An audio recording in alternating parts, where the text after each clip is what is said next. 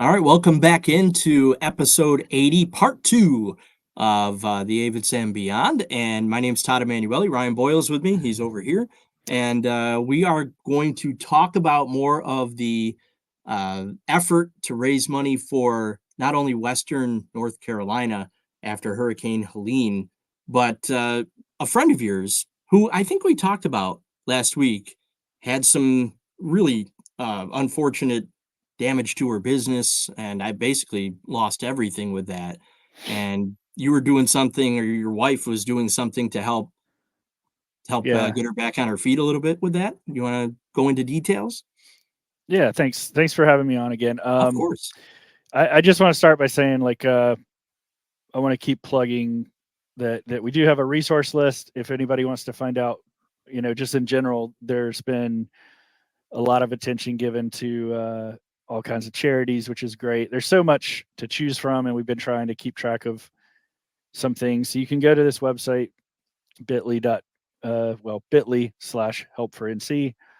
And if you're looking for ways to help some of the you know communities that are still suffering, you can. But yes, we have a mutual friend. Her name's Tara Marie Hackett, and she has a store in Buncombe, I guess, County, right, which is Asheville. And this is one of the more well-known, cities in Western North Carolina. It's a big tourist destination for everybody. Normally, this time of year is when the leaves start changing. Of course, when the weather changes in October, and this is like their high season. So, unfortunately, for business owners like Tara, it really hits home because not only are they not able to be open right now and perhaps sell in this for folks that are visiting, or this is also the ramp up of the holiday season when people start to shop for you know uh, Christmas and things like that. So a lot of the business owners that normally would get business are not getting it, obviously. And I think what the fear is for a lot of people, all across the state in that region, is that you know it's been a couple of weeks or more now, almost 3 weeks since the storm. Some of them are just getting water and power back now, like literally this week. Wow. Like I think Tara got it back just less than 24 hours ago. Um, Now Tara is she's very proud, and I think a lot of people in this part of the state are very sort of self-reliant. They're not used to putting their hands out for help, and Tara has been running a boutique that she, you know, started, I think, just with like money from her, literally from her grandmother that like gave her some bucks to literally just get her started. And she's been, a local business owner doing this herself for 14 years or more here in the Biltmore uh, area of town, right? And so that, if you've seen the photos of that area, it's not great. They're still, they've done demo on her building that her boutique was in. I if you don't mind, I would love to just flash up a couple pictures Yeah, even go for it. of of what's going on there, and just to give people an idea, because it's you know I want to show you. Let's go this. So this is the store. This is her storefront before Helene. Um, it, I mean, just a magical place to visit, right? Like if you've been to this part of Asheville, it's like a storybook kind of place, right? It almost doesn't seem real how awesome it is. But this is something she built, herself. This Wow. store. Unfortunately, when the storm hit, this is photos of some customers.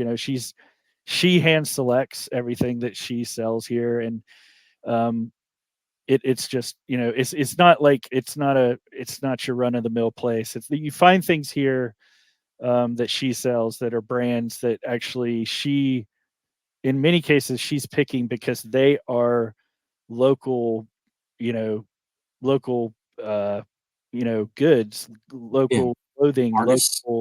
local artists, local, whether it be, perfume or jewelry or what You have you. say Like, artisans, I yes, guess? artisans, I guess you could say, right? I'm probably not doing it justice. She's probably cringing when she hears this, but this is my best interpretation of just like this is very much like near and dear to my wife and I because my wife's cousin who was her best friend runs a boutique like this in Rockingham Mm, County. So we're very familiar with like having this family run business that's your heart and soul that you're working on for decades, and every single fixture, every single chair, every single light, everything that she built in this shop was her investment, right, in herself and in the dream. And then when you look at the after well, the after photos, I mean, this is after the floodwaters receded, but yeah. the issue was not she's there's been flooding in this area before, right? This isn't the only time that this part of the state has seen water, but nothing like Helene, like we've talked about, right? Because Oh, right. they actually had water go. She moved everything that she could in advance to try to safeguard it on the second floor that you see there, and Right.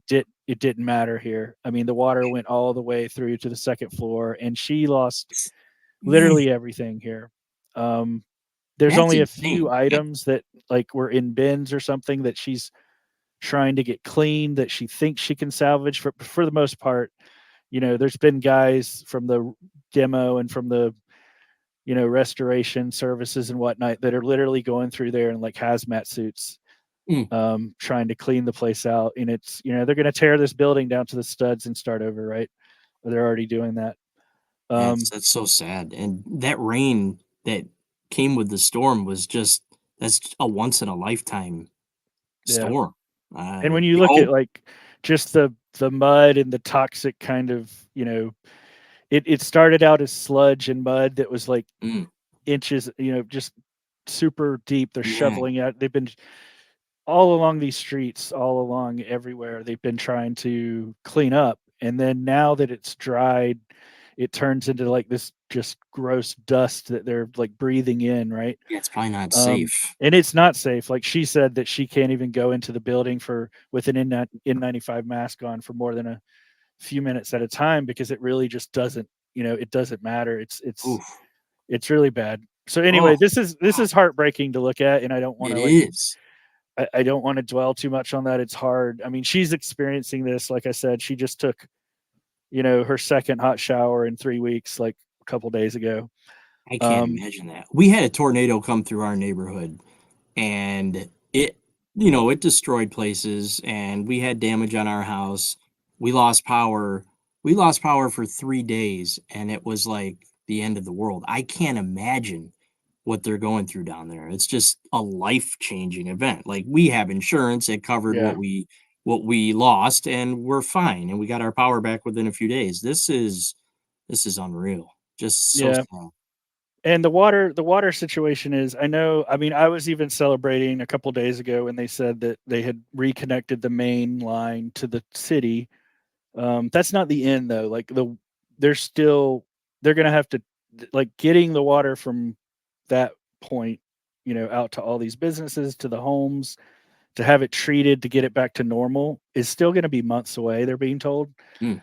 Mm. um, Man. and so it's not something where they're just going to like shovel out the dirt and set shop back up next week. It's nothing like that. So right Yeah. now, the recovery for her shop and for other small businesses, other things like this, they're looking at spring like optimistically, which Yeah. means they're going to miss the entire winter season if they don't Right. have a way to either move to a different location, which is what Tara's looking into. She's looking into getting a lease with a temporary location where, again, she lost her inventory, so she's going Yeah. to have to buy additional things, or the new line, the winter stuff, that she can, just to stay afloat, and it's pretty daunting, right?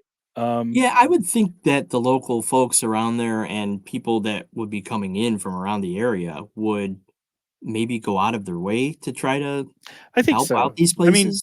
that's true. And some of these businesses have an online business, but that's really not Terra style. Like it's very much Right. it's very much about the in person experience. So you Yeah, can't hands just on. you Yeah. can't just go in the go on the web and kind of like treat this stuff like Amazon. She is very it's very much like it, I don't know if the old school is the right word, but it's her personal touch, and you can't get a lot of the things that you buy in her store. You can't get anywhere else. Like I said, she's supporting local, you know, local, local everything in her shop. And so, uh, not to put too fine of a point on it, but the other thing that's in play here is that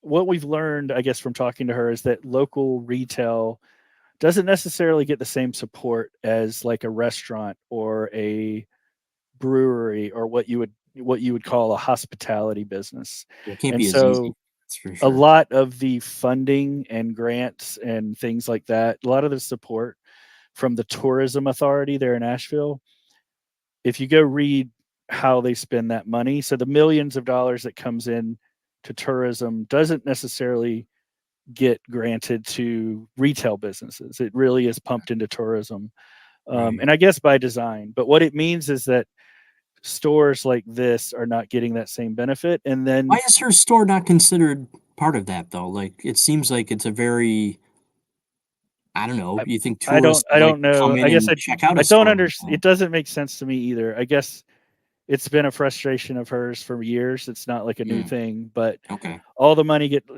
just the short version is a lot of the most of the money either goes into community Yeah. revitalization projects. When you go look at the breakdown of how the tourism authority spends their money, it's either community projects or what they call tourism businesses.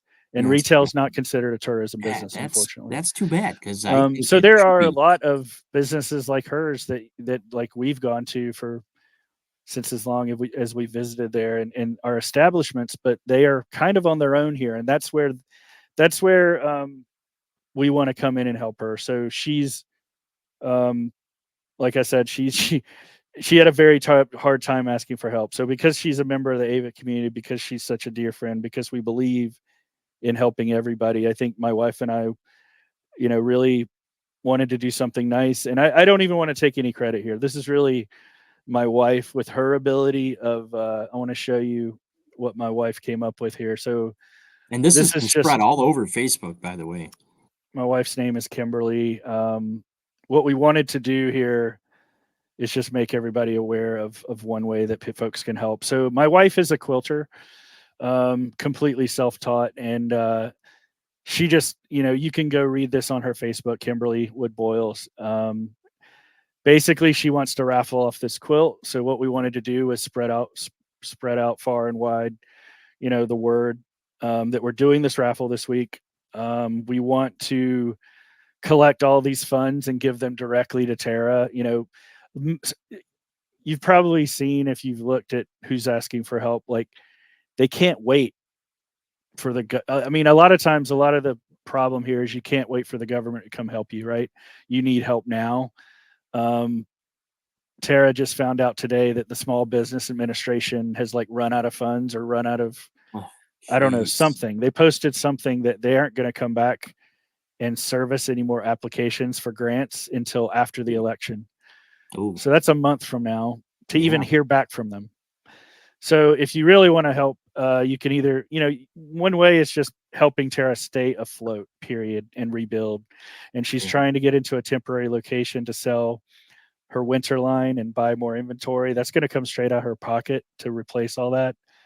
Um, and in the spring, hopefully she can move. She can perhaps move back into her original store, but time will tell. A lot of retail businesses just unfortunately, like when this happened during the pandemic or other storms, they just disappear, and it's really unfortunate to have a labor of love lost like that. So we just think it's a worthy cause. Raffle tickets are $10 for you to get one entry to be selected to win this quilt. The quilt is 90 inches by 97 inches, which approximately fits a queen size bed.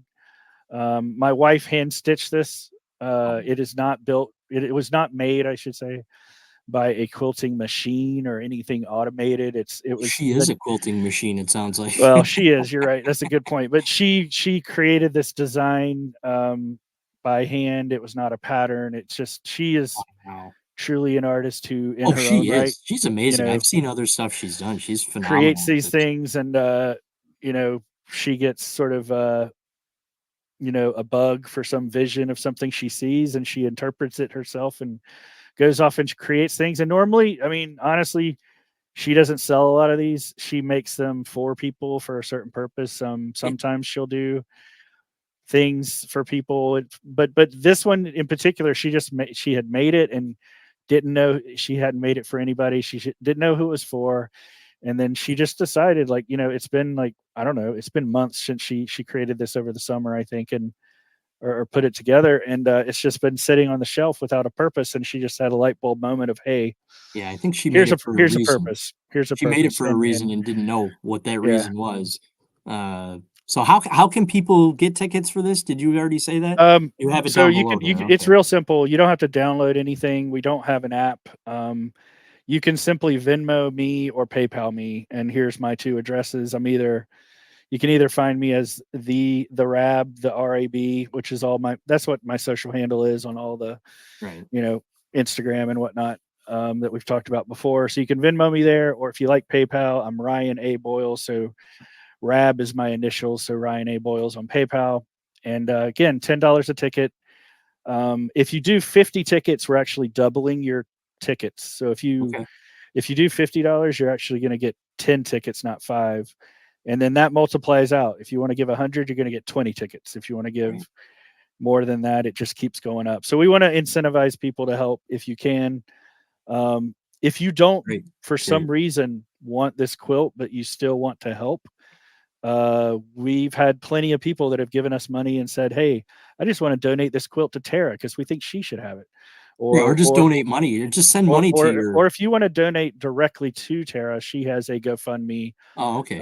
If you go to the Betty, if you just go to the Betty Boutique Facebook page, and you don't even want to do the raffle, you just want to give money straight to Tara, we get it. You can do that too. Yeah. Go to her Betty Boutique Facebook page, or Instagram, and she has a GoFundMe where you can give funds directly, and that helps. Tara has been doing. I will say that I'll close it out with this. Tara, um, humble person, like proud person. So for her to Mhm. ask for help, like, is something, and I think Must be a it. pretty desperate Well, situation. Yeah, to get to that. here's what I've learned from talking to her. She's been going down to the tent city, where you apply for loans and grants, and you talk to the commissioners, and you talk to the small business authority. You talk to that might be where you like apply for FEMA aid if you need that. That's not for businesses though. So anyhow, my point is she's been going down there just to get an internet signal for her phone and like post these live videos where she's been trying to document, and give people updates on her Instagram. So you can find these videos on her Instagram where she's been explaining what's happening. And what I've learned, I live 300 miles away, is that help doesn't seem to be coming quick enough for a lot of people. Right, and you And know the sad thing about that yeah, is, I'm in the Northeast. The news cycle is vicious, especially this time of year being an election year. yeah. This isn't in the news anymore up Oh here. yeah, they've moved on. I mean, in Oh, fact, long time ago. I had the wife of a journalist that I actually know in the tech industry who also writes, for contributing articles, and she was going to submit an article to the New York Times, and she was asking me for sources and stuff, and then by the time she submitted the piece, they like rejected her. They were like, "We've already moved on from this. We're not Yeah, interested." So they that's the moved New on York probably a long Times. time ago. It's sad, but that's Um, the way news works, it is the way it unfortunately. works. And so my point here is, like, But Western people are North struggling Carolina, and they need it's going help. to take it's look, it's going to take a while, and I mean, the sad part is they're still looking for missing people. This is not something that's just going to disappear in a couple And the weeks. news just moves on, but Yeah. again, people are struggling, and it's gonna be years before this is all taken care of and back to It is. normal. It is. And what I want to close out on, and I'm gonna switch gears for a Oh, moment, yeah, yeah, yeah. but it's related. It's related. So related to the Avett brothers, actually. So if we bring it back to your show, there is going to be a benefit concert on October 26th which is roughly in a week and a couple of days, right, in the Bank of America Stadium in Charlotte. Um, so the organization that is putting it on is called Explore Asheville. That is associated with the tourism board that I was mentioning earlier.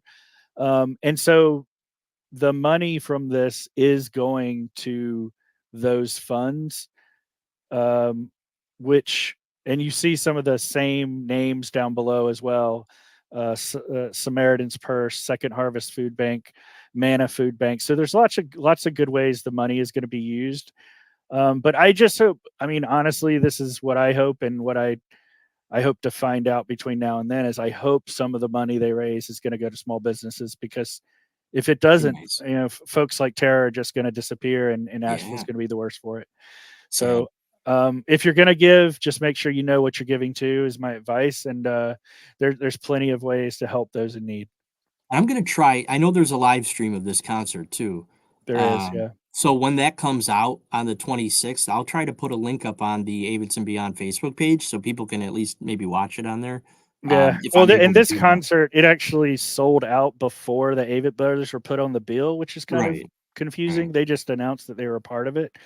So it's not like you can buy tickets anymore, but you can, I Right. guess, win tickets by raffling or auctioning Okay.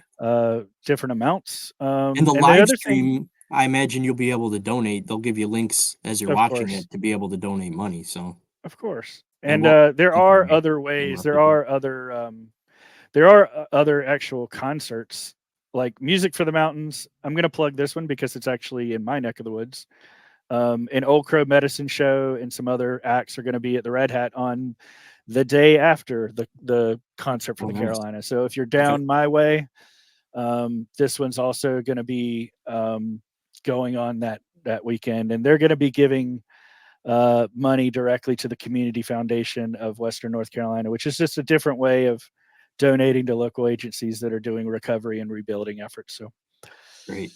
Well, it's so sad. I don't even know what to say about it anymore. I appreciate what you're doing. I, and what your wife's doing for Tara is yeah, awesome. I hope you guys raise a ton of money for that. I I really think hope you can for her. I do too.